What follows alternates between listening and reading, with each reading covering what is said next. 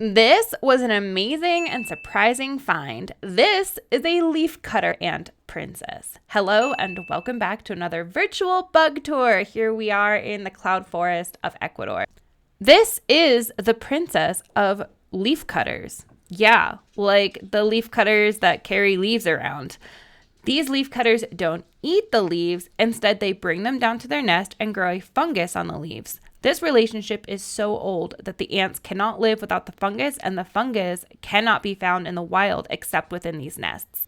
This soon-to-be queen is super important for establishing the nest, laying the first eggs that will become the first workers, but she also carries a bit of the fungus with her in a small oral cavity called the infrabuccal pocket. The princess ant can fly, but this one has already ditched her wings. She'll mate and then settle down to find a spot. During this process, she'll tear her wings off since she won't need them anymore underground. Less than 3% of princesses go on to successfully establish a colony.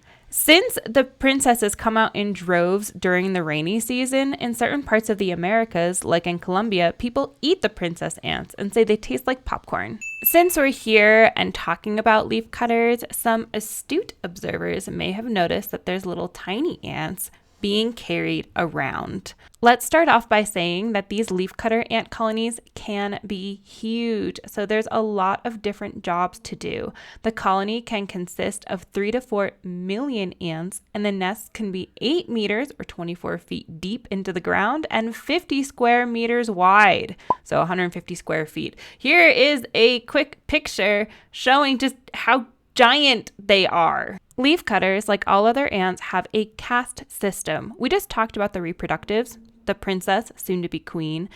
There's also princes, but they don't live long and we're not going to mention them.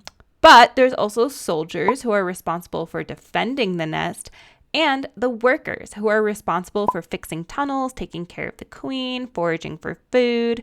The older workers, i.e. the more expendable ones, are the ones that are out foraging for food, cutting leaves out and about where you can see them. Of the workers, they are split into 3 types: the minima, the media, and the maxima. So obviously the small, the medium ones, and the big ones. We are going to talk about the medium and the little ones, the ones that are being carried around. We're not entirely sure the purpose of the minima workers, but we do have a leading theory. Walking around and carrying a giant leaf bit is like carrying a giant flag. Here I am, and while many predators can be attacked by workers or soldiers, parasitoids are another story.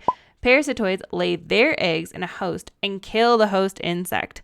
Not good. One such parasitoid of the leafcutters is a small little fly called a phorid fly, which lays its eggs on the head of the ant that is carrying the leaf. Obviously, the ant that's carrying the leaf can't get at the parasitoid. So we think the little workers that are catching a free ride are there to knock away potential parasitoids and parasites.